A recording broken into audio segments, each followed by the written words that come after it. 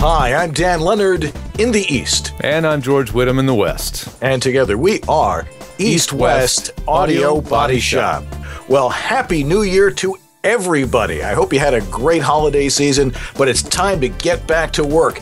And we're going to start off our year with a great guest, a guy by the name of Jeff Howell from Wide Wadio. Who are they? They are big-time Hollywood commercial producers, and he'll tell us what they look for when they're casting their spots. I'm going to talk about what changes you might make to your life, to your career, and what you're going to do to kick it off right for 2015. Is it going to be equipment? Is it going to be coaching?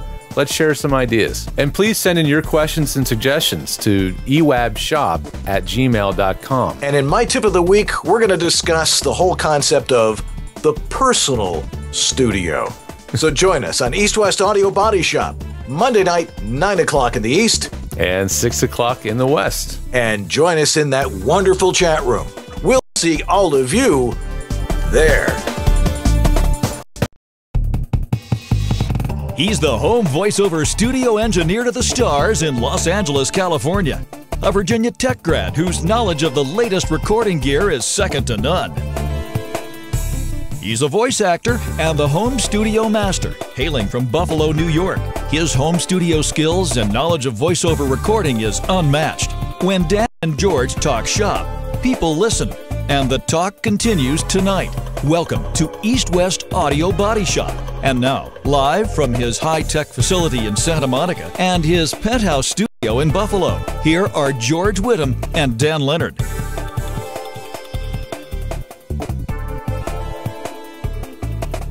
Good evening. I'm Dan Leonard in the East. Yeah, and I'm George Whittam in the West. And together we are East-West Audio Body Shop. Well, it was 50 degrees yesterday. Now I think it's about 2. Ooh. So can't wait to make my way to Southern California next summer. And it was 60 here last week and it was 78 today. But I heard it was really cold New Year's Day. It was. It was down in the 30s. Ooh. Is it possible? It's possible. All right. I guess I have to bring at least one winter coat with me, just in case. Exactly. See how cold it can get in the valley. Anyway, we're here tonight at East-West Audio Body Shop. Have a great guest tonight. But first, we have to thank our fantastic sponsors. Harlan Hogan's Voiceover Essentials. Go over their shop there. Edge Studio, VoiceAm, and VoiceOver Extra. Thank you, gentlemen, for all your help and support in keeping this show alive for episode 172. Yeah, baby. We are. And our guest tonight is a great guy. We've had a great time talking to him. His name is Jeff Howell, and he is a producer and director, and he does the big time Hollywood commercial stuff that we want to hear about. So he'll be on in about 15 minutes or so. We're going to have him on a little early tonight. So if you have any questions for him, of course, throw them in the chat room, and we'll be happy to ask him of those questions. And, of course, we have a few of our own. But first, now it's time for... Time now to take a look at the news. EWABS News. Well, you're the one with the news story tonight. Oh, yeah, that's right. That's me. It's me. That's you. That's my cue. Right. We don't have much news tonight, and we're not going to waste your time with filling time, but there was one thing that I thought was just too actually entertaining to pass up. And on Facebook, just recently, somebody posted, a fellow named Cam Cornelius posted on Facebook, a parody piece of equipment made by Drummer. And at first blush, when you first look at it, it doesn't look like anything too, well, actually it looks like a pretty cool piece of gear. It looks like something you might actually want to buy. But then when you start really looking at it closely, you start reading the names of the labels on the dials and the knobs, you start realizing this thing is a little bit different. So I'll shoot in on a little tighter shot of the gear. So it starts, basically the gear labels spell out the words to Bohemian Rhapsody. It's called the DBR 1975.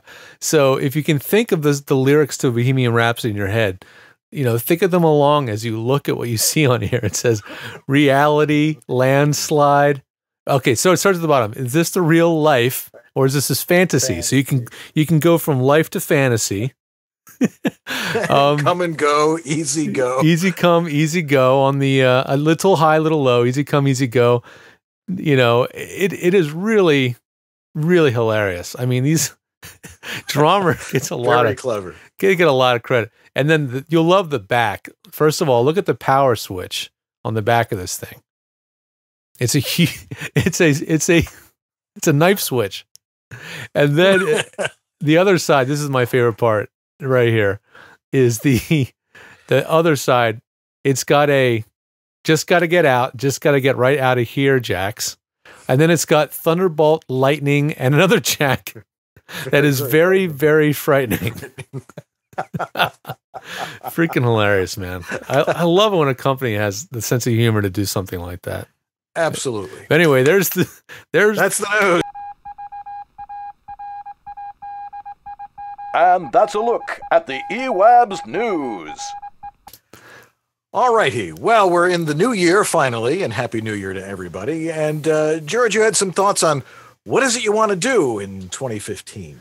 Yeah, I was hoping that the chat room would be a lively one tonight and could give me some of their thoughts as well as we go along. I wanted to keep this kind of timely, topical, and have you guys involved. But I really want to just take a few minutes to talk about what type of things you guys are going to focus on to kick off 2015. I know people always talk about New Year's resolutions, and I don't know if I'm a big fan of that whole concept, but it's hard to ignore the fact that you're starting a new year, and there's certain things that you feel like you may want to refresh, you know? So I'd love to know what you guys are looking to do to refresh your careers as you go into 2015. You know, there's a lot of things you can focus on, tons of them. Amy E. Fisher says finding agents. That's one thing that she's going to focus on starting into 2015. Connie Twigler says she's going to stop bitching about the pay-to-play sites. There yes, you go. Thank you, Connie. Awesome. I love it. Nathan That and a few other things. Yeah. No, we won't. And Nathan Cundiff says he wants to voice an animated series. Very awesome. I love it. Shelley says, I'm staying more vocally healthy and focusing on agents outside of the USA. I like that. You know, so it sounds like the majority of these ideas are really not around technology and equipment, but really are more focused on technique and, you know, things that are going to improve your career. Amy Sorenzi says, my focus is trying to find a classroom-based DAW instruction. That's how I learned best. Any suggestions in the New York City area? Good question, Amy. I know some people there. Yeah, we'll help you find something that you're looking for. Man, it's scrolling fast. You guys are really starting to jump in here. This is great.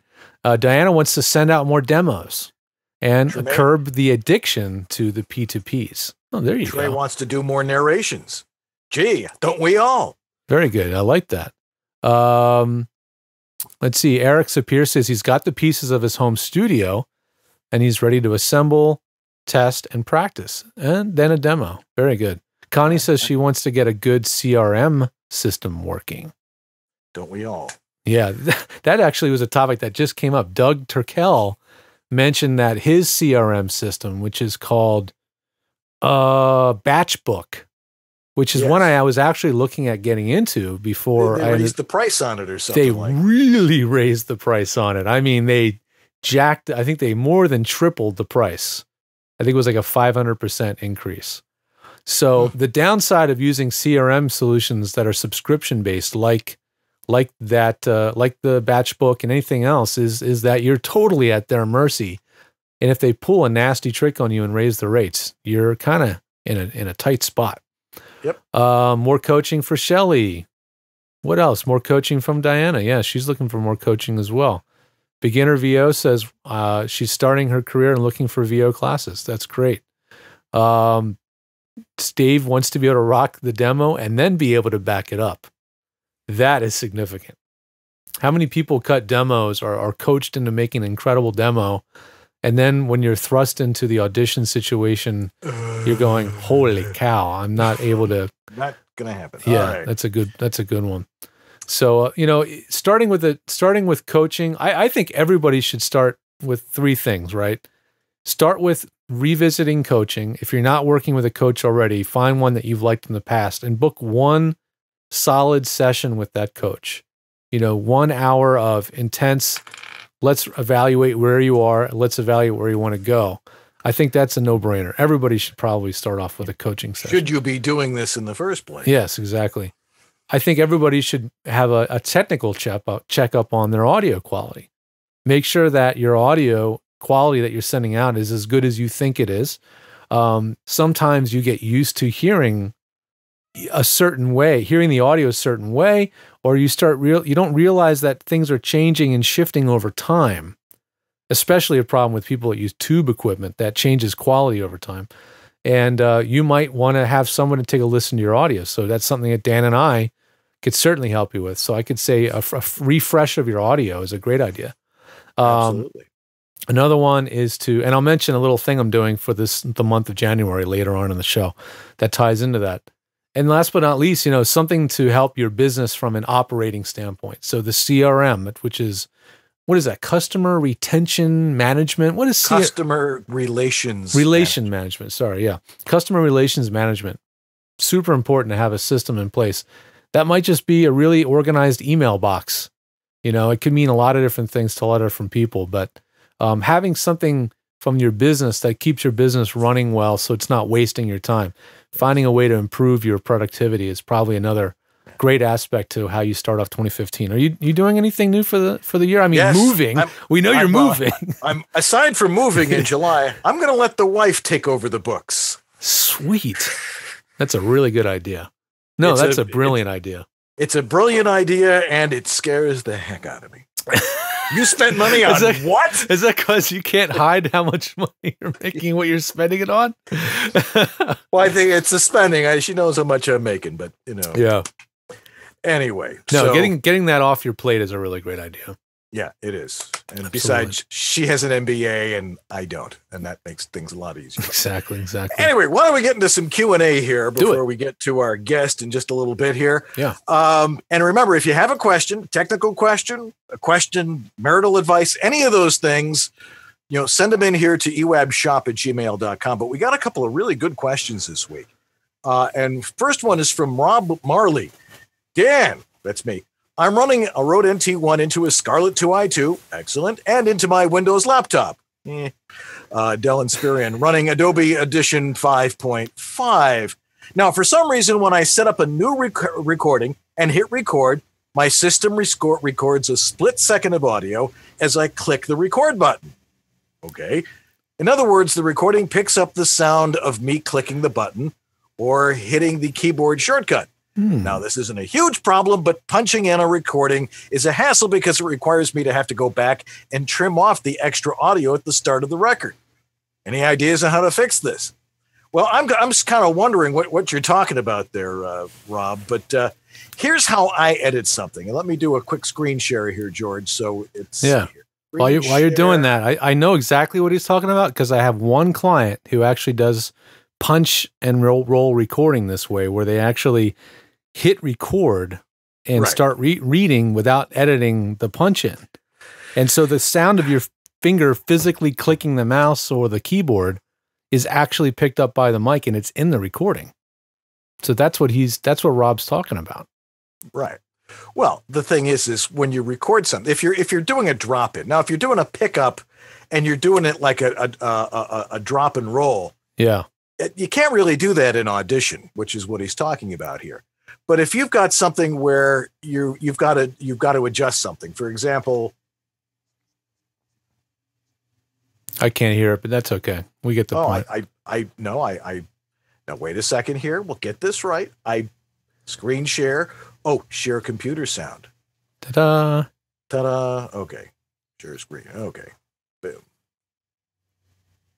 Share computer sound. There we go. Drum roll, please. All right. Now you can hear it, right? No, it's not making it across. But so anyway. So what are you going to show? You're going to show that. Well, I wanted to show that if you're going to do a drop in, the best way to do it, if you've got a file like this one where that's playing the audio, and you need to change something somewhere, the idea is to find a consonant where you can do the edit, and just go to the end of. Well, first off, find where the mistake is. Say the mistake is like here. Put a marker there. Hit the M key. and then record at the end of the file. So all you have to do is find that piece, zoom in real tight. So if there's any clicks or anything, Mm-hmm. you know, I mean, the key to editing is just zooming in really, really tight and then copying that, Yeah. going back to the mark and replacing that which you put in. Yeah. You know, and there it is. I mean, if you left out a word or something along those lines, but when you use the consonant, it will come out sounding as if there was never anything there. I'm trying to figure out what he means by it's picking up the sound of him hitting the mic. If you just edit around that, because he's like, I don't want to go back and edit it. Well, edit it as you're copying the original file and then pasting it in. Now, what he means is when you physically press the button on the keyboard to hit record, the sound of your finger letting go of the key is picked up by the mic and it's recorded. Like I've heard mouse clicks in recordings all the time. My wife edits audiobooks and she'll hear a little click in the recording sometimes, and it's the sound of somebody's mouse clicking. And that's in the recording because they didn't punch in properly. So I think the bottom line is Adobe Audition was never designed with punch and roll recording in mind. I mean, just never was designed for it. There are hacks to do it. I've read online from here to there that people have come up with scripts and all sorts of crazy workarounds to make Adobe Audition sort of do punch and roll recording. But, you know, the other workaround is just don't use a mouse that you have to make a clicking sound with. Like I use a trackpad that I have set up for touch sensitivity. There's no click involved. I just touch it. I mean, it is the quietest mouse click ever because there's no click at all. It's just a touch of the trackpad. That works for me. Now, I'm not doing punch and roll recording, but that could be a nice workaround. Use a trackpad that doesn't require a click. Last thing that solves that. Yeah, you can also use a Keyboard Maestro automator. Like I don't know what they have for Windows, but on the Mac, you can get this thing called Keyboard Maestro and say whenever I click certain key on keyboard, wait for a quarter of a second, and then start recording. So the sound of you clicking isn't actually in the recording. I've actually done that for somebody on Twisted Wave, but it's a bit of a hack. So from David Gibson. George, or he says this is for George. Oh, this is for me. I've watched a lot of your shows, and I know you've addressed it many times, but I wasn't sure if I was viewing a general answer for the masses from beginners to pros. There's an old thread floating on the internet of a question you answered for someone a few years ago about the Symmetrix 528E voice processor. To your credit, you have been very consistent in your answer, but again, I wasn't sure if the answer applied to everyone. We look at Joe Cipriano with his Avalon M5, Scott Rummel with his 737. I saw a video of Kimberly Brooks with her Twinfinity, and we out here in the VO wasteland sometimes wonder, are we missing out on something? Especially if we want to be the next VO stars. Pretty simple. Yeah. Well, as you say, Dan, usually your thing is don't buy the gear to earn the work. Once you've you've earned the work and you're making the money, buy the fancy gear. I mean, whatever floats your boat. But I can tell you this, I got plenty of voice acting clients, such as Joe Cipriano, that have this equipment in their studio, but when they go on the road, they're not dragging their Avalon and their LA4 compressors in a suitcase. They're plugging a 416 into a MicPort Pro or a Shure X2U or an Apogee One and recording that spot from the backseat of a car sometimes. So, I mean, that tells you a lot. I mean, you don't need the fanciest equipment. They have it because they can. They have it because they can. The equipment we can buy these days, turnkey, like this, like right here, this is the Scarlett Solo. It's still in the outer box. I haven't even opened it yet. It's for a client. The Scarlett Solo is $100 mic interface, preamp, headphone amp, the whole thing. It's $100. And the preamps in it are derived from a $4,000 red preamp made by Focusrite. So they've taken the main part, just like the one that Dan has. The preamp circuit is a condensed down version of a huge expensive rack piece of gear and condensed into a small box. And this is all done with modernization, shrinking of circuits, the whole thing. You're going to get incredible sound with the right mic plugged into a basic interface and good acoustics. The rest of the stuff is fun for those that have the money to spend on it. Maybe that, there's just a little something that they've heard in their own voice that sounds nicer when they use this piece of gear because they've been listening to themselves for 20 years and they want to hear something that they didn't hear before. But generally, they don't even hear the difference. I could do a blind A/B for most of these top VO actors you're talking about, and they would have no clue that I switched out pieces of gear. I've actually done it. So, I like the story. You take, people are always asking you about Don LaFontaine's studio. Exactly. What did Don's studio have that your studio doesn't? Don LaFontaine. Exactly. Don't get caught up into it. It's a lot of fun. We love talking about the gear. That's one reason why we started this show. But it's not going to make or break the career. There are certain things that are going to degrade audio quality that, if not done right, will hurt your audition. Your ability for your auditions to convert to jobs, and that's what we're here to help you figure out. But trust me, don't blow the money on the gear until you're making the money. Right, and even then, it may not be necessary. No, especially if you're going over to somebody else's studio, like our guest Jeff. Jeff Howell. That's right. Don't touch that mic. Exactly. Anyway, all right. Well, we've got Jeff coming up in just a couple of minutes here, and if you have any questions for him, of course, you want to hear what he has to say first, and then you might ask him some questions. That's right. But anyway, first we have to talk about one of our sponsors, and I have to show you something. So I'm going to share my screen again. Right on. All right. Switch to your camera. I'm going to switch to my camera. I like it when you share the screen. It's less for me to do. I just switch to your camera and boom, we got it on screen. Okay. Well, here's what my desktop looks like right now, but I got to show you this. This is my new website. Oh, and really clean. I like it. Yeah. And, using the logo, but it has something really cool on it. And it's this thing right here. And it is Voice Zam. And for those of you not familiar with Voice Zam, obviously you've either been living under a rock or you need to learn about this really fine piece of a platform that you can put into your website and anywhere else you have your you can put your profile and put some code in there. But by putting your demo in here and using the different reads that you have in an individual promo or in your commercial demo here. For instance, it will play it as it exists, as you have it set up, but it breaks it down into individual reads on the player. So if I want to play if somebody wants to play my demo and just click play, it will play my normal demo. If you want to play an individual cut or something like that, well, I want to hear how Dan does a health read. 70 years of putting patients before profits. 70 years of being there for everyone. They get an idea what I sound like with that? I got the audio. Can't get to sleep? Can't stay asleep? That's why there's Unisong. So it will play all of your demos individually, but it will play them also in order. And you can do it with as many demos as you want, which is really, really cool. So my commercial demo, my documentary demo, and e-learning demo are all on here. And guess what? You can play video on here. Nice. So there's video on there, and so which is really the more popular thing that you've got to have with. Oh yeah, talk about new things for 2015. Video. I think having a video reel is, if you have any content on video, you should have a video reel.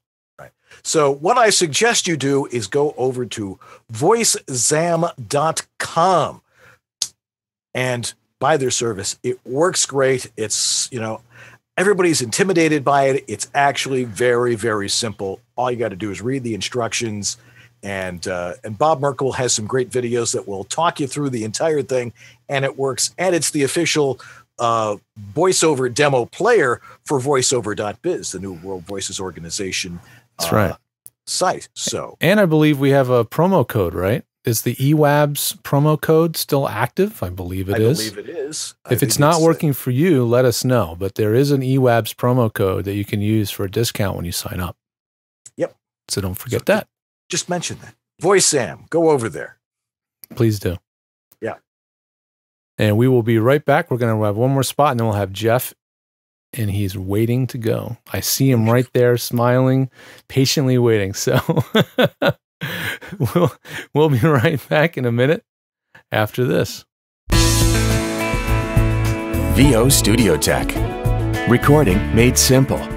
Hi, I'm Peter McHugh. This is Jim Tasker from Los Angeles, California. Hi, this is Bill Ratner in Los Angeles. Hi, this is Scott Rummel here in Yorba Linda, California. Hi, my name is Rick Wasserman. Hi, this is Tom Kane. Hi, my name is Vanessa Marshall. Hi, my name is Zurich. Hi, I'm Mary McKittrick. Randy Thomas chiming in. Hi, this is Joe Szymanski. Hey, this is Rick Robles. Hi, my name is John Patrick Armstrong. I was turned on to George by none other than Don LaFontaine, who always swore by his health. George is absolutely awesome. ISDN, Source Connect, Phone Patch, FTP, you name it, George has set it up. It's really the best thing I've ever done for myself. I feel free, safe, fearless, like anything is possible in here. Unless you like to look for opportunities to waste time, call George. And he did all of that, long distance over the phone and the internet. I'm very happy with George, and I cherish him. Thanks, George. You make it easy.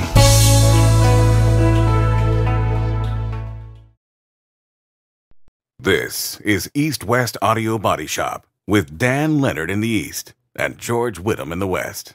Now, back to Dan and George. We've got a great guest, a guy who's very accomplished in our business. Somebody we should have had on a long time ago. I know. But we didn't. Now we finally have the opportunity, and we are thrilled to have him joining us from a great little company called Wide Wadio. Is Jeff Howell. He is the vice president of production there, and he is a director and a voiceover coach for commercials and promo. Welcome to the show. Thank you. Thank you. Glad to be here. Thanks for joining us tonight. Now, absolutely. The first question we're obligated to ask all guests is, how on earth did you get into this, and how did you get into the real high end of producing commercials? I mean, there's lots of us that were making commercials and radio and for local stations and stuff like that, but you're doing the big time stuff. Well, it's a long story, but basically I started out as a talent agent and in the voiceover department and worked there for about 5 or 6 years, and then went into casting. And then went into production, and here I am. A couple of different companies along the way, but it's a nice journey. And then I've been teaching, started a coaching business and all that. And so I have that going on at the same time as this production business now. So it's a great, long, long journey, but I've enjoyed every second of it.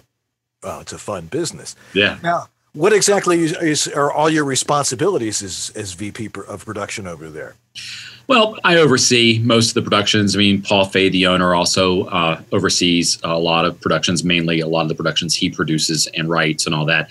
I oversee a lot of the produce-only jobs, meaning that we're not writing them, but the ad agencies or networks will call us and they'll send scripts and want us to produce them. And so I'll take care of running between the casting, dealing with the contacts at the agencies or the networks, and then going through the process of directing, and then sitting with the engineer and making sure, we're producing and getting through post and hopefully have a happy client. Yeah. Now you do the casting too? We do. In the ad work, we work in conjunction with Elaine Craig Casting, and I'll certainly get involved with them. They're our sister company, and they're in the suite next door to us over in Hollywood. And then, for a lot of the promo work, sometimes in terms of casting, a lot of times the on-air person ends up being the voice for the radio as well. On-air will have already been recorded, so we're just told whom to hire, and so we'll have that person, we'll record, patch up with that person and link up with them, whether they're in New York or LA or Chicago or wherever, and use them. But there are times when we will do casting here for a network. Interesting. And what do you look for when you cast a spot? I mean, and you see the script, now the agency's giving you some specs on it. Do you have somebody in mind when you do that, or how many people do you throw it out to? Well, in terms of advertising, I would say, the sky's the limit. It really, we love using some of the same people we've used, the tried and true, but then also the ad agencies. And the way the market is these days, everyone's looking for fresh and new. And I enjoy working with fresh new talent as well, discovering new people. So it's about 50-50. Sometimes we end up seeing the same people occasionally on things because we know they're going to hit a home run. And there's something wonderful about that. But then also, I think that there is a wonderful perspective a fresh talent can bring to it, someone that isn't known or someone who we don't know, and we'll bring them in, work with them, and oftentimes they'll book it. And they're always very happy when you do. They are. So how does the process work? No, an advertising agency will contact you and say, we have this spot, go to it, or you all collaborate on it, or what? Yes and yes. Okay, it just depends on the ad agency. Sometimes I have one ad agency that totally trusts us, and basically they just like us to do the heavy lifting, and they'll hand us a script. And of course, the writers, producers there, creative directors will get involved, give us specs and things, but they also depend on us to bring a certain sort of added sort of creativity to it. We'll oftentimes meet with them and say, we understand the specs are X, Y, and Z, but have you considered A, B, C, something like that. And oftentimes we'll audition both and see what works. And then sometimes they'll just get directly involved and they'll say, this is all we want to see. And oftentimes that fits the actual concept of the spot too. It's not that they're so far off base. And if they are off base, we'll point that out to them and say, we'll do whatever you want. But our suggestion is we know what makes great radio, and that casting might be a lot better, more on target, or make more entertaining radio as opposed to what you've asked for. So, but we just try to make great radio in any way we can, Yeah. What's some of the stuff that you've done lately that people would recognize? Well, mainly lately, we've been doing a lot of our promo work. It's been very busy. Our promo season ranges from the end of July through pretty much through December. And, CBS is one of my clients. So we do a lot of promotions for launching of the new shows. And we worked with specifically a lot of the Monday comedy spots. We do promotions around sweeps. Mainly, we did some spots that were featured around Halloween. I always enjoy, I think I have a whole library for the last 10 years of spots that center around Thanksgiving with talking turkeys. And because one of the heads of marketing at CBS loves that concept, and we use it over and over again. So I have a couple of go-to turkey voices that I use all the time, and we always have a great time doing it. It's like a reunion every year, and it's always the turkey time. Come on in. So anyway, but I think that mainly what you would probably have heard of things that we produce, mainly CBS is the biggest of in the fall. We do a lot of some of the other networks such as Discovery and a lot of A&E network work. So, and in terms of promotions, we did some of the local spots in LA for water conservation for the Metropolitan Water District. You may have heard those. They've been running quite a bit, of course, due to the water conservation efforts going on in this Southern California area. So, oh yeah. Yeah, heard a lot of those over the summer when I was driving along the streets of Southern California. I produced those. Now I know where I heard them. Yes. All righty. So you're heavily involved in the industry. So what do you see as the trends? Now everybody sees and hears what they're hearing and the stuff that they're seeing in a lot of audition specs and stuff. What do you see happening right now? Well, I see the trend continuing of ad agencies expecting to hear fresh and new, and also to make sure that their promotions sound genuine.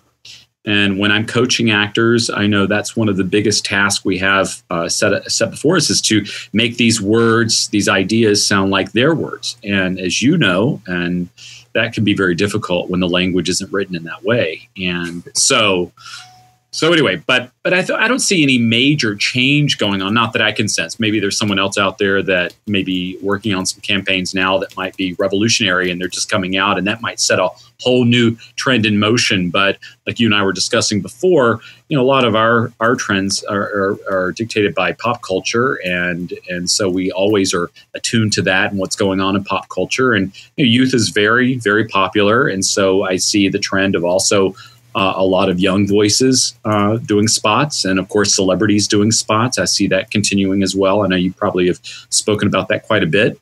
And but I think it's important for actors, no matter what your age, no matter what, it's just continue to work on study, like you guys were mentioning before. I think it's a great way to start the new year, but also to make sure you're not getting beaten up and jaded by the business. And that's very difficult when you're out there auditioning all the time, and either whatever stage you're in, whether you're looking for an agent or you currently have an agent.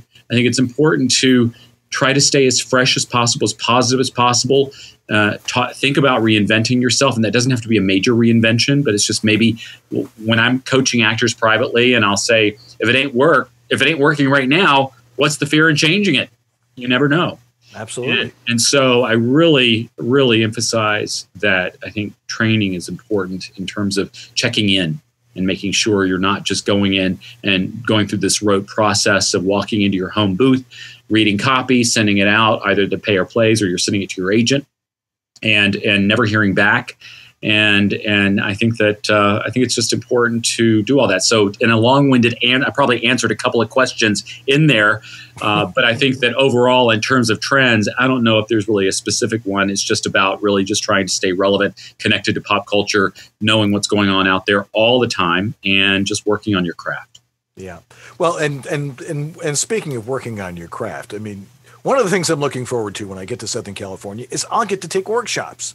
Hard to do when you're sitting freezing your tuchus off in Buffalo, but I am looking forward to that. And I see that you also are a voiceover coach, and you do classes and stuff like that. And I think you've got one coming up with a good friend of ours, Jody Gottlieb, on the 24th. Do you? Yes. Not?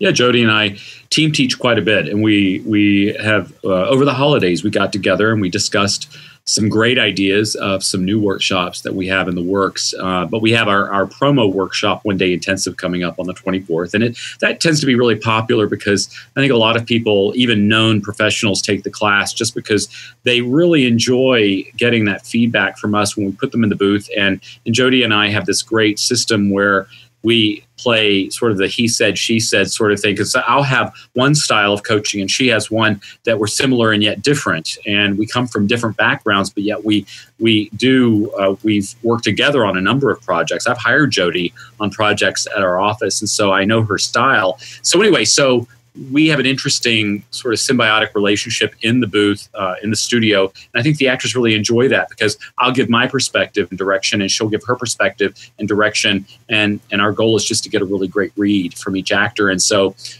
we'll have one person in the booth and she'll direct and she'll then hand it off to me and I'll direct and I'll have a breakthrough with an actor, and then vice versa. Sometimes I'll take an actor as far as I possibly can, and then I'll hand it off to Jody, and she'll have some wonderful small comment about moving her hands or doing something. She has a more physical way of directing that I don't really teach, and that sometimes really speaks to people. And so I've been amazed watching her direct and getting those performances from these people. So I think, in essence, people enjoy taking these classes where we team teach, whether it's commercial or promo, because they really get a perspective from two different instructors. And as I tell everyone in that room, this is a sample of what goes on out there in the business because it can be very subjective. I can sit here in my studio with three other directors, producers. I can love a take and they can hate a take. And we're both right. It's just subjective. So anyway, I think the actors really enjoy that process, watching it really happen. Yeah, I think I've been in on a couple of sessions like that. Always fun. What are they thinking? Yeah. That's one of the questions I think a lot of people ask when they're in a session or something like that, especially if they're on ISDN or some remote thing, and it goes blank on the other end. They'll say, "We'll be right with you," and they're wondering, are they talking about me? Yeah. Are they talking about the script? Although somebody said today that I thought they were talking about me, and then somehow they turned it back on and they were ordering lunch. Yeah. Oh, that happens all the time. Oh, that happens all the time. So you need to roll don't with ever it. Worry. Yeah, roll with it as the talent. Just trust. Right. Absolutely. And then throw in, I'll have a pizza or something like that. Yeah, exactly. There they go. No, you're not here. It's not going to work that way. Now, one of the things you were talking about, and I think this is probably one of the most vital things that people really need to grasp in this business, and I think you explained it pretty well. Being unique, because you're looking for unique voices. What is it that makes somebody unique? I mean, you think about Gilbert Gottfried, that's unique. Yeah. Something along those lines. But everybody's got some quirky little thing to their voice, but some people just have a little bit more. So what is it that you're really listening for?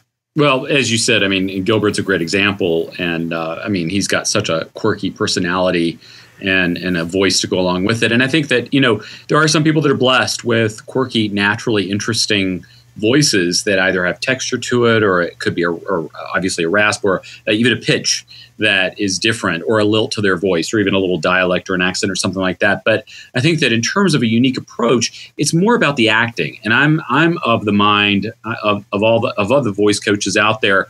I try to stress the acting more so, and I really do believe that when you get a script and you're breaking it down and you're looking at the direction and the specs and trying to come up with your own choices, making those choices, I think it's a matter of not necessarily, I don't expect people to go opposite of the direction. I don't expect people to go totally in a different direction. However, I do think that it's good to think a little bit outside the box, see what else you can bring to it that will set it aside. You don't want to just be a robot when you go in the booth. And to that point, a little slightly a sidebar to that, when I'm coaching commercial conversational reads, and the actors sometimes they become afraid of giving more emotion to a spot because they feel that's too overacted. Well, what ends up happening is, because of that sensitivity, they flatten their reads out so much that it's not that they're monotone. It's just that they're just flat emotionally. So I always tell actors, don't be afraid to give the spot an appropriate amount of emotion and personality. And I think that part of that could be, in terms of trying to find a unique perspective of that, is to bring more personality to it. Don't be afraid to infuse the spot with a little bit more emotion, personality. And if it's radio, certainly if it fits, add an ad lib in there. I know with TV, we're a little bit more sensitive to that. But I think actors are so afraid these days of not hitting the mark that they look at the direction, they come up with the read, they go in the booth, they perform it, and it sounds like everyone else's read. It becomes a little too cookie cutter. It becomes a little too, I'm not going to say perfect, but it fits the specs so tightly that I think to my ear, the read is too tight. I want a little bit more soul in the read. So if you don't have the natural sort of extra texture, if you don't have that different pitch or that odd sort of personality to put into it, I'm not saying force it, but what I'm saying is give yourself permission to bring a little bit more soul to your read, a little bit more character, a little bit more personality to your read, without taking it over the top, without going too extreme, because then of course then the ad agencies are going to say, oh my God, that guy's acting way too much. I'm not saying do that, but what I'm also saying is don't be boring, don't be bored with your reads, give it some personality. And great advice. And I think everybody appreciates that. Well, we only have a limited time with you this evening, so we want to make sure we get best use out of it. And you've really set the tone for, I think what people understand and some people need to understand about the business. But our wonderful audience that's in the chat room has some great questions for you as well. And we'll do a few of those, and then we have to go to a break. But let's start off with a couple of here. Shelly Avellino, who's running the chat room tonight. And Shelly, you get to run it. You don't get to ask all the questions. He was wondering, what are your goals for your company going forward in 2015? Well, I think that obviously we'd like to have more business here. And I think it's a matter of looking towards the future and seeing where there are other possibilities to do production in audio. And I think that's the big question. We've experimented with different things, and we continue to throw out the net and try to see what happens. And the good news is we have a great reputation out there with advertising and with promo, and we continue to get that business. And I think that's certainly great. But I think there's always looking towards the future and trying to figure out other revenue streams. And I think that's what we're obviously going to try to continue doing in 2015. Absolutely. Connie Terwilliger and Diana Birdsall also ask, when you're talking about hiring outside of studio talent, do you want local talent or will you use ISDN talent? Have you started using Source Connect or IPDTL or any of the alternative IP remote platforms? I think that, we traditionally will go through the talent agents because our work is union. And so we and I have great relationships with many of the agents. A lot of them are dear friends of mine just because I came from that world many, many years ago. and I also trust them. But I also work with agents in Chicago and New York as well. I'm close with a bunch of the agents in New York. And managers out there, a few of the managers that exist, especially in the promo world, the managers are a bit more relevant, I think. But anyway, certainly, in terms of working with people, we're not afraid, certainly, of working with people that are in any part of the country. God knows we have connected with people who are, in St. Louis and obviously San Francisco, Portland, Seattle, all that. But in terms of getting access to us to get on our radar, it's a bit harder if you're not represented or with a manager, and don't have some sort of reputation. Otherwise, it's hard for us to find you, and get access to you. Right. So do you see those technologies really coming into their own, or do you think ISDN is going to just last forever?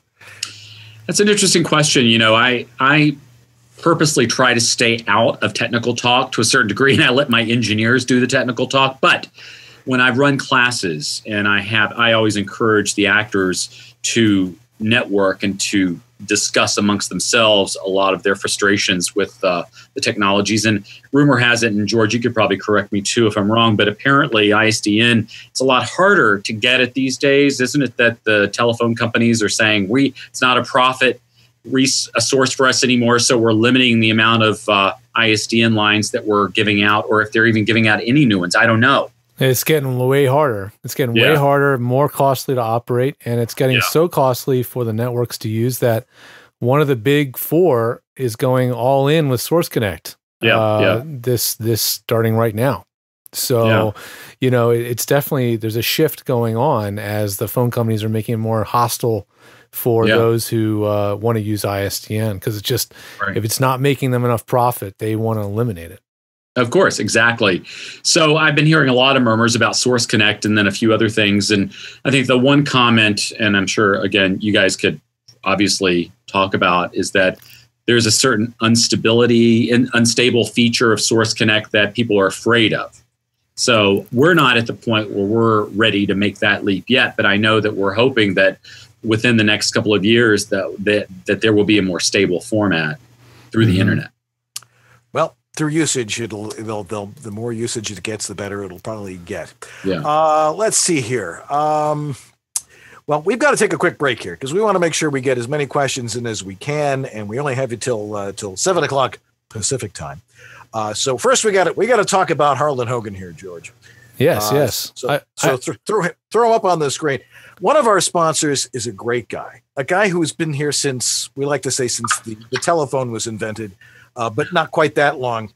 Harlan Hogan has a great website. Not only he still is a great voice actor, but he has a great website, and that is voiceoveressentials.com. If you need equipment for your studio, if you want a new microphone, if you want cool accessories, you want the best headphones, you go over to voiceoveressentials.com because he's got all his signature series stuff, the headphones, the VO1A microphone, which is a great microphone at a great price point for voiceover. You use that, you really won't need anything else. Well, you can use something else, but you really won't need it. And there's also other stuff that he has on there, lots of other cool features. Yeah, he's got a special running this week. There's no special running now, but I was going to say, we feature a lot of parts of the website, but one part I wanted to show that we haven't shown is he's got a great FAQ. He's got a great FAQ section on here that's not just about, what he sells, but it's about the technology of voiceover in general. There's a lot of stuff on here. I never really noticed how much information. He says things like, how can I reduce the noise in a hotel room? What is a USB? Unplug the Coke machine out in the hallway. Exactly. This is his favorite answer to What that. is a USB microphone? Are they professional sounding? What is compression, EQ, and noise reduction? And there's a lot of information on this FAQ. You could spend an hour or two just reading this and probably learn a tremendous amount about recording audio. So, it's just one of the many things that he provides the little value added that he provides over at voiceoveressentials.com. Right. And great customer service and anything you could possibly need. He probably has it. If he doesn't have it, you probably don't need it. Anyway, go over to voiceoveressentials.com and buy his stuff. Yes, absolutely. All righty. I think it's time for my spot, too. Yeah, we'll be right back right after this. Don't go away.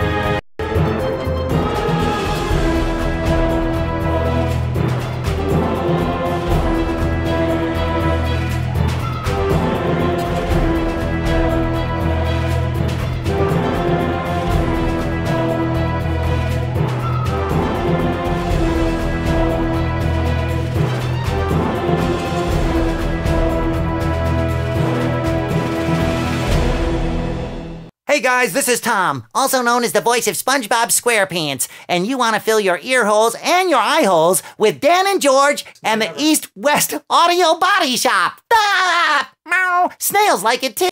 And we're back here in East-West Audio Body Shop. Our guest is Jeff Howell from Wide Wadio, which is a big production company here in L.A. See, my brain is already there. I'm still stuck where it's 2 below zero, but my brain is already in Southern California. I guess they call that California dreaming. Anyway, a couple more questions from our audience here. David Bonal, the great lineman from, and that's electrical lineman, from Albuquerque, New Mexico, has a question. He says, how are you able to stay current with the trends? And what techniques can those outside of Hollywood, like in Albuquerque, stay up to date with the latest trends? Let's see. How do you stay current? And if you're out of town? Okay. So I would say, well, the best way to do it is to make sure you're studying your craft by watching television. And I say watching by listening to television. You want to listen to the commercials, listen to the promos, close your eyes, try not to let the visuals distract you. So I definitely suggest closing your eyes. And also when you're in your car, turn on the radio. Don't close your eyes when you're driving, but listen to the radio promos, listen to the radio spots. It's just studying your craft, seeing what's current, what's going on out there. And that's the best way to do it. I have people in LA do that all the time. In fact, I also have actors transcribe copy from online or on TV and to actually practice it and listen to the reads that are going on out there. I'm not saying you should imitate the reads, but I think it's just good to listen to the way the actors are being directed at this moment in time on the spots and know that that's what the advertisers are buying. You want to make sure you have the same shelf life. Yeah, it's a lot like jazz musicians need to study jazz. They're the best students of the music because they have humongous libraries of it. Right. You don't even have to buy. You don't have to buy voiceover. It's on TV every day. Exactly. I know. It's right free there. Free to study.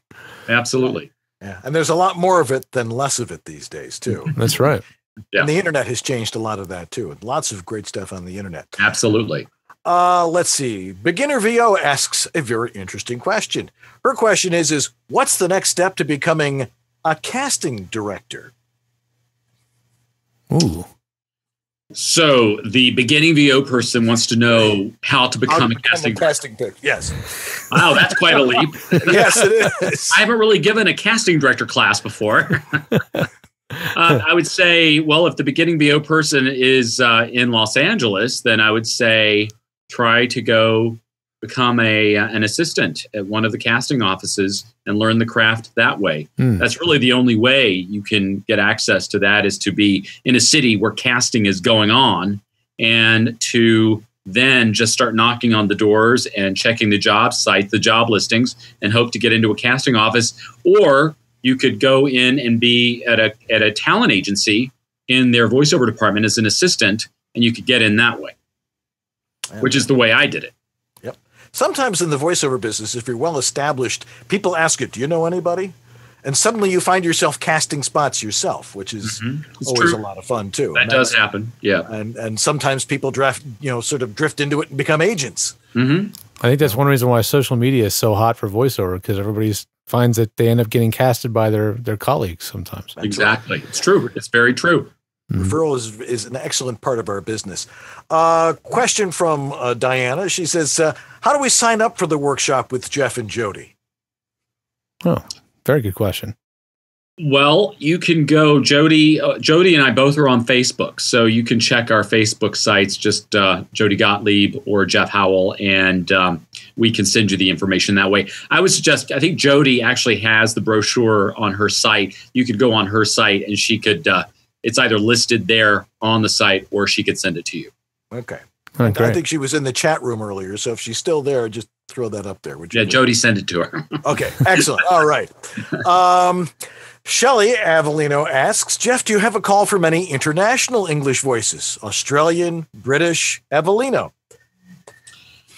Well, no, not really. It's especially in the promo world, it's relatively straightforward, just American English, non-accented. Once in a while, we'll have a character read for a radio spot, and I'll need something a little different. But for the most part, it's just non-accented English. So in terms of commercial, sky's the limit. It could be just dependent on what the spot, the concept of the spot, so that just depends on what's creatively is going on. Yeah. And sometimes it's like, we need a British voice for this. We need someone who sounds exotic. Yes. Could you be a little more generic specific exotic? Yes. Yeah. Yes. Generic exotic. Yes. Steve Tardio asks, which talent agencies do you use? Oh, that's the $1 million question. And that's why Steve is asking it. Well, we try to use all of them. How's that? But okay. I would say, obviously there are agencies that are strong in certain departments. And so obviously we tend to gravitate towards those departments because we need those specific people. So in when I'm doing promo, for example, there are a number of agencies that have very strong, dedicated promo divisions. And so we tend to gravitate towards those because they have incredible talent. But if we're looking for something commercially, depending on how broad we want to make the search, we'll sometimes open it up. I'll even look in New York and Chicago. And if it's something extremely rare or specific, I'll send out a breakdown and through Voice Bank, or I'll send it out through breakdown services, because it may be, for example, I'll need a Portuguese voice, or I'll need, which did happen many years ago, or I'll need Hawaiian voices, which happened last year for Disney. We were doing a promotion for one of their resorts in Hawaii. And so we had to find authentic Hawaiian talent. And believe it or not, that was very difficult to find, but we did find it. But I had to go through breakdown services to do that. There's one last question. This is a doozy, and we're going to let you go after this because you're almost out of time. So I don't know how you're going to do this in 1 minute. Nazia Chaudhary asks, how important is it to be union to casting if an experienced VO talent is non-union, has agency rep, and lives in a right-to-work state? Ooh. Go. You're on. Oh, George, I've got to go. Look at the clock. I'll see you later. No. Oh, another big question. Well, I have, because we're affiliated with a casting company that I mentioned before, Lane Craig Casting, and they do both union and non-union casting because they're not signatory to the union. They don't have to be. We're signatory to the union. But, in terms of their casting, I've gone over there. They'll utilize my services to run auditions periodically. And I've gone over there over the last number of years and directed. And I've gotten to know a lot of the non-union talent. And there are some incredible non-union talent. And so, it's for us, it puts us in a predicament because since we are signatory to the union, we can't work with a non-union talent. But there are a lot of non-union talent out there that deserve to work. And I think that if you're in a right-to-work state, hopefully there are jobs that come through that you have access to where you can work, and it doesn't, that you'll have access to it because it wouldn't reflect badly. If you're not with the union, then it wouldn't reflect badly because the union's not going to slap your hand. You're not with the union anyway. Right. But I think that in terms of accessing the jobs that we do, it'd be a lot more difficult and almost impossible to work for us if you're non-union. But I do know that there are a number of companies in LA that do work union and non-union. And so there is that kind of work going on out there, and no judgment against that. I think that people right now are just trying to get jobs and get access. And now that the unions have combined after in SAG, I think they're trying to work out all the kinks still. And so I think it's going to be, that's a whole separate show you guys could have, is talking about the future of the union and have people, both sides, non-union and union, discussing what they see as the future, where that future is going with union and non-union, and how SAG is going to try to encourage more people to become signatory to the union and not lose. And that's the problem. Going to be a wicked, awesome round. I'm bringing a helmet for that one. That's going to be an awesome one. I would watch that show, definitely. All right. Well, okay. I'll tell our producer, Catherine. Duly noted. We do duly noted. We want to put that in there. Well, as we discussed earlier, we're not on the network, but we do have to get off at the top of the hour for you. So, Jeff, we really appreciate you coming in and sharing your knowledge on this, and can't wait to have you on again. Absolutely. Thank you for inviting me, and good luck, you guys. You have a great show, and I hear a lot about you all. So good luck. Keep it up, Thank you. Appreciate it so much. Yes. Okay. Jeff Howell. Good night, Jeff. Happy New Year. Happy New Year. All right, let's take a quick break, and we'll be right back. And I think we got a tip of the week coming up and some stuff. So stay where you are.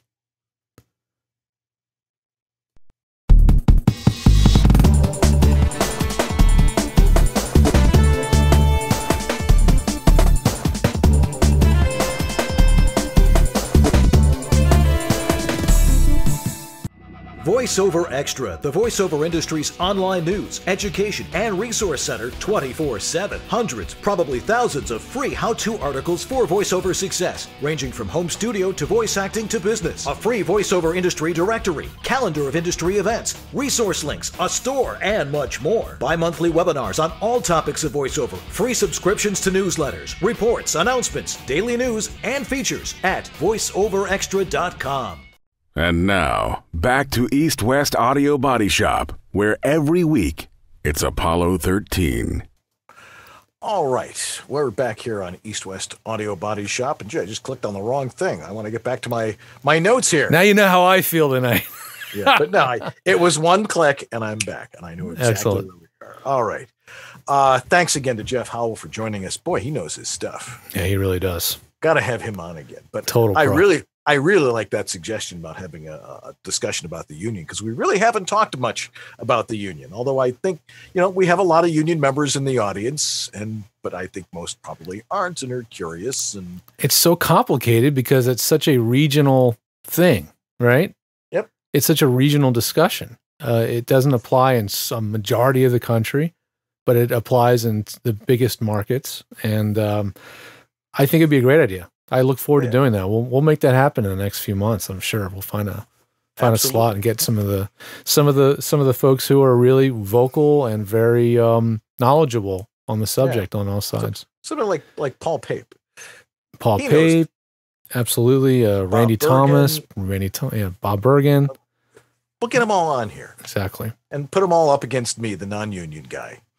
Well, I mean, we need to have watch me get pummeled. We need to have people representing the different markets, right? I think that would be one really way. We don't need a pile of Hollywood union people pile up against everybody else. I think we need to have people from the different markets. We should have someone from New York, someone from LA, someone from wherever there's jurisdiction, and then the other folks who are non-union jurisdiction, whatever, right to work states and all that stuff. Yep, it's all important. All righty, what are we going to get into? Tip of the week. We have a tip of the week. One of the things I like to talk about is that this is our home, and yes, I'm the home studio master, and we talk about home studios, but it's time to change, as I like to say, the nomenclature of the entire concept. What was that? People like the nomenclature. Oh, yes. The way we talk about stuff. Pardon my French. Actually, I think your French was too good, and I didn't understand what you were saying. But when you slowed it down, when you slowed it down, I actually understood.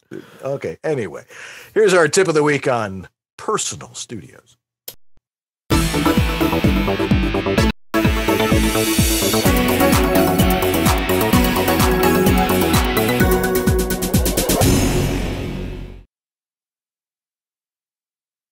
I think it's time we changed the name of what we call our home voiceover studios. Home studios seem to mean something different to talent seekers that perhaps it shouldn't. To ease their fear and give people more confidence in what you offer, let's now refer to our precious home studios as personal voiceover studios. In order to raise our status as true professionals, from a public relations point of view, it makes sense. Our home is our home. Our office or studio is another thing. But as we say week after week here, no one needs to see how the sausage is made. They just want to hear the sizzle, smell the aroma, and taste what they've been anticipating. Clearly, having a studio at home has its pros and cons. The pros? Flexibility with your schedule. If you own your house, it's a partial tax write-off. You are your own boss. No one's looking over your shoulder. During weekdays, it's pretty quiet. Your favorite food is right there when you need it. And when you need some love, it's close at hand, too. The cons? It's not the ideal acoustical environment.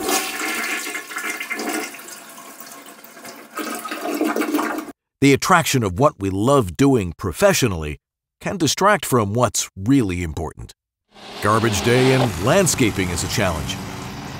Depending on your family size, after school ends, all hope of having that quiet space you need, gone. All of these factors can be controlled somewhat. You can get a soundproof booth, which can help, at great expense. You lay down the law about noise. You learn infinite patience. Serenity now! So while technology allows us to do what we do in the confines of our castles, no one need know where you're recording. If you're doing a Skype session or other video communications, do it from your booth. The only thing that matters is how does your audio sound. So on your websites, pay-to-play profiles, and business cards, next time you print them, you have a PPVOS, a personal professional VO studio. Even I'm impressed with that. And that's my tip of the week.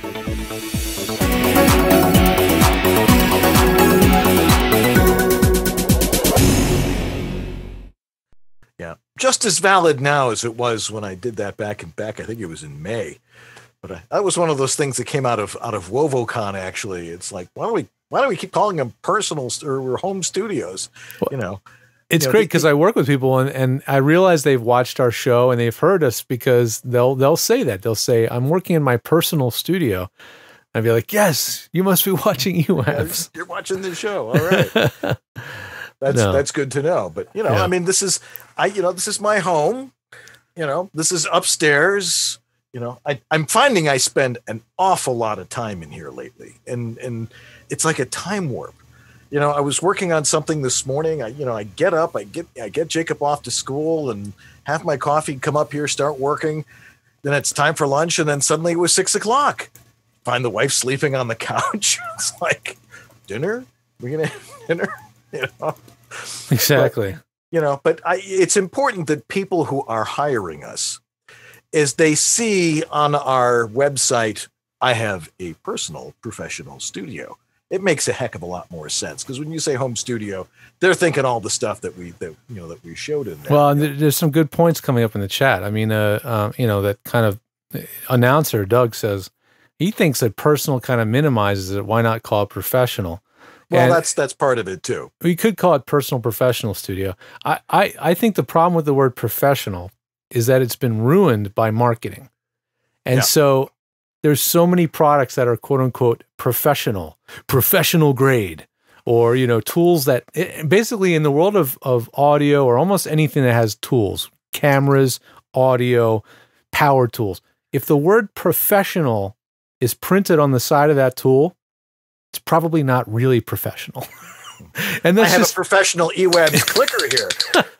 I mean, that's what I have seen. It's like we see marketing, you see professional, and it's used to remind the homeowner or the guy who wants to look like he's a real contractor that if he drives this vehicle or uses this tool, he'll feel and look like a professional. But the real Pro Tools don't really have the word pro, well, except maybe the word Pro Tools, have the word professional in them.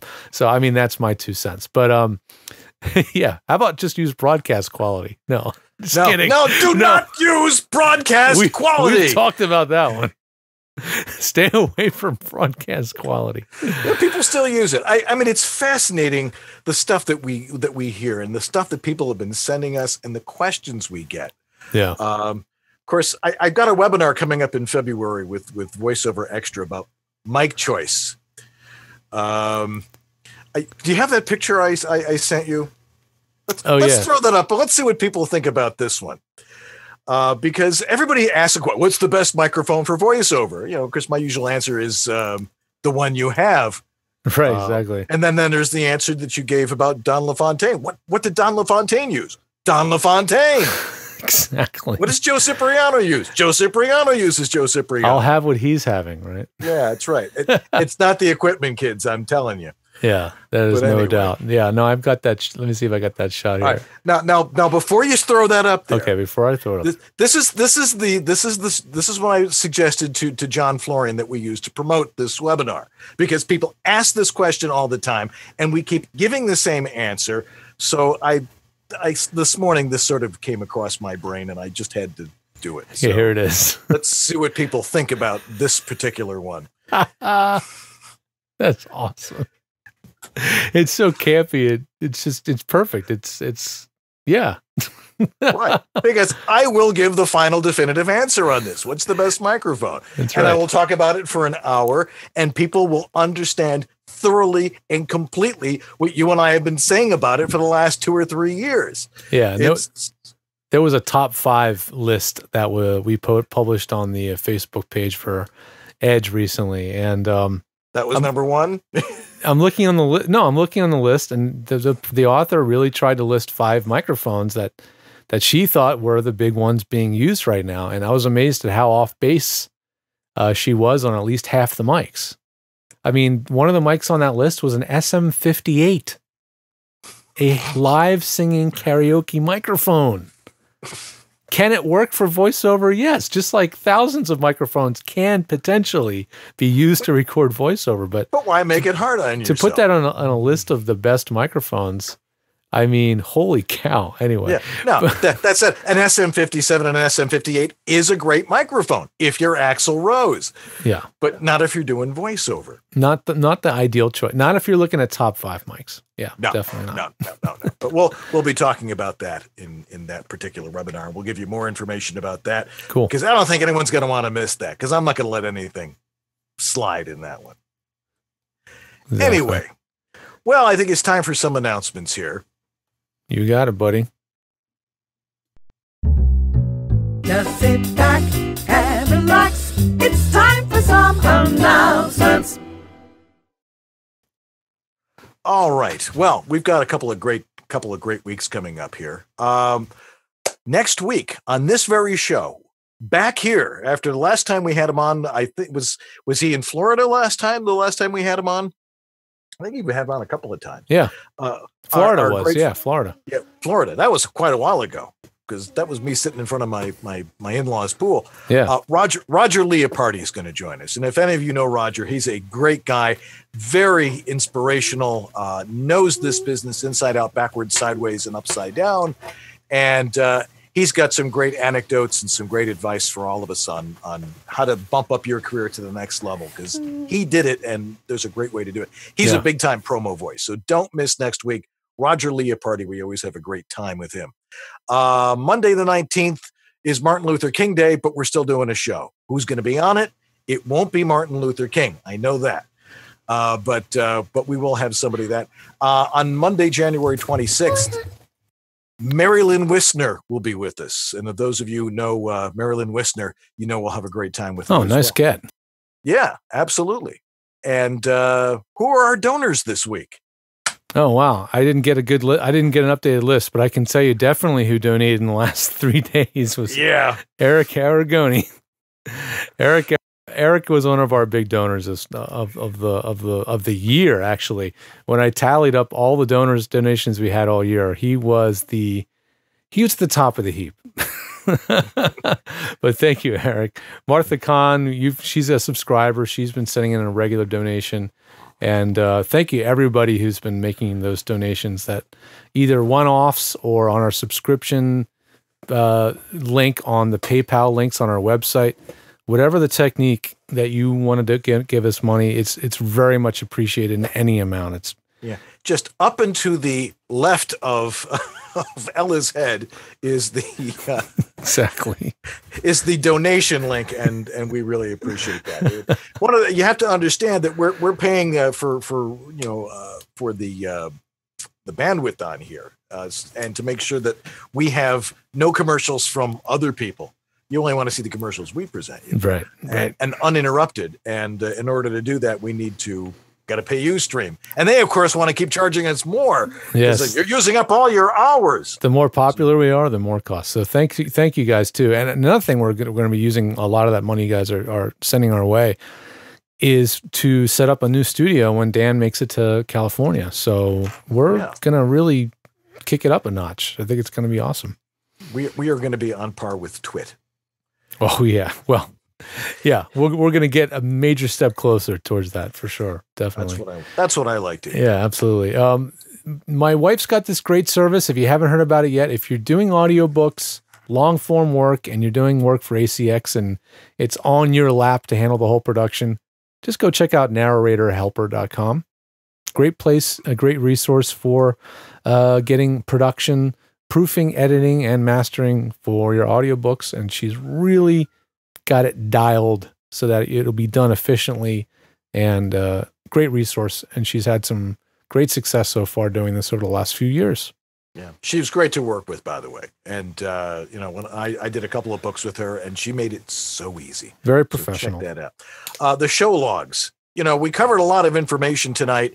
If you forgot something or you wanted to check out what it was, we got a great friend, Jack DeGolia, who is watching this show. I think he's writing down everything that happens verbatim. Yeah. He must have been a court reporter in a previous life or something, or he knows shorthand or something like that. But every last detail of the show is in the show notes. So when the show comes up on YouTube, which will probably be before midnight. It will be.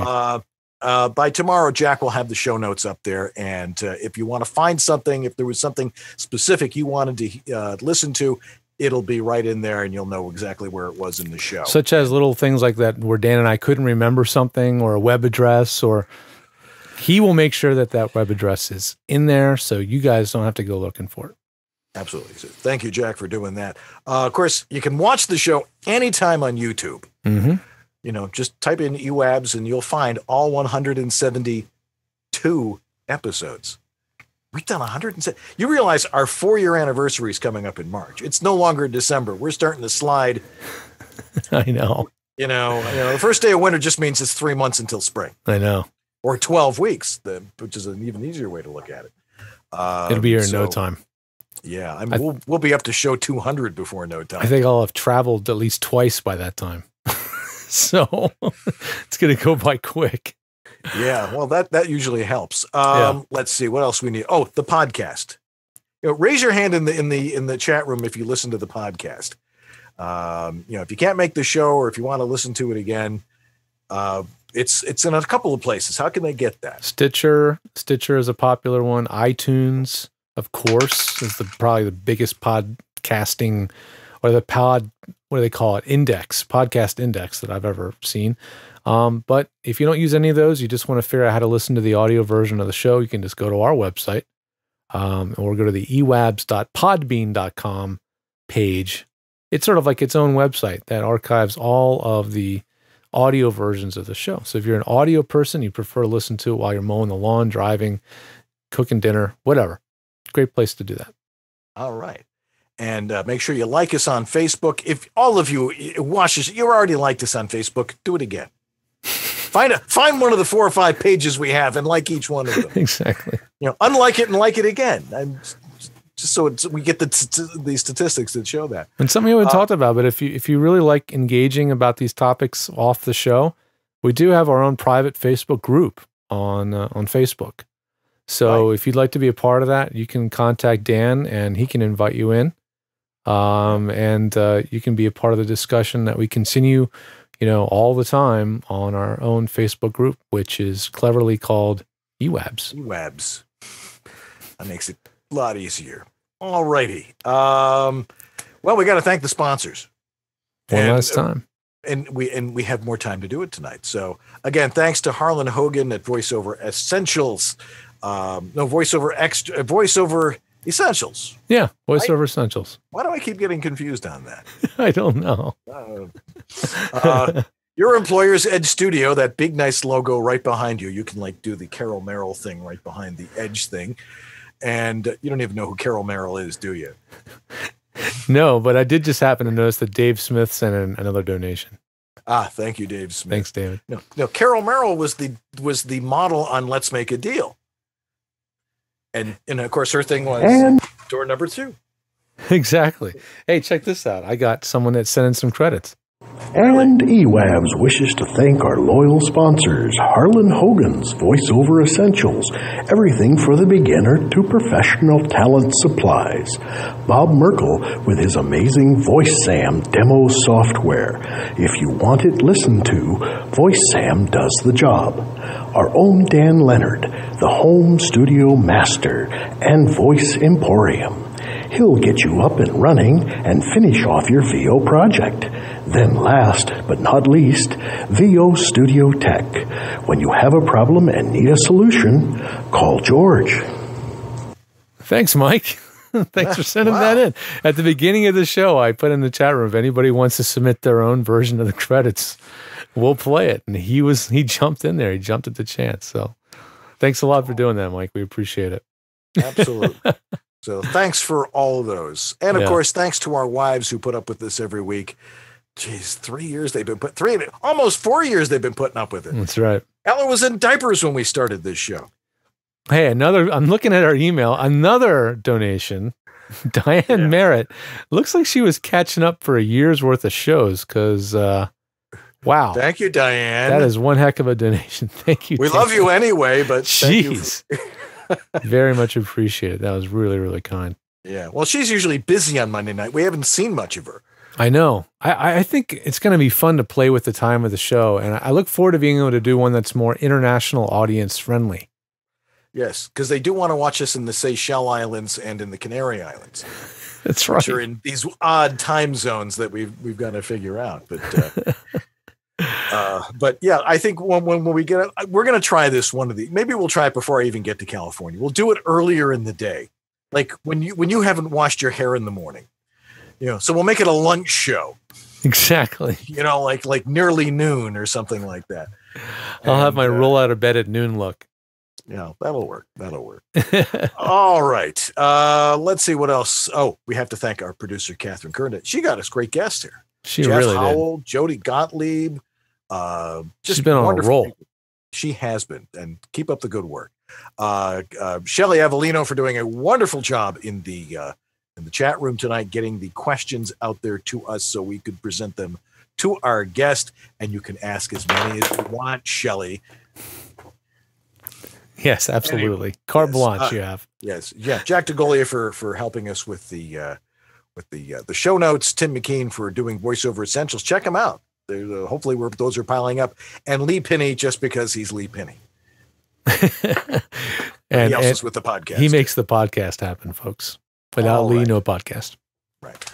Okay, we're jibber jabbering here and now we're vamping, and we don't have to because we're done. Hallelujah. All right. Anyway, that's going to do it for us. Next week, of course, we have Roger Leopardi. And if you have a question, email it into us, ewabshop@gmail.com, and we will cover it thoroughly inside out and backwards. In the meantime, we'll see you next week. I'm Dan Leonard in the East. And I'm George Whittam in the West. And together we are East-West Audio Body Shop. Have a good week, everybody, and a great 2015. Sayonara.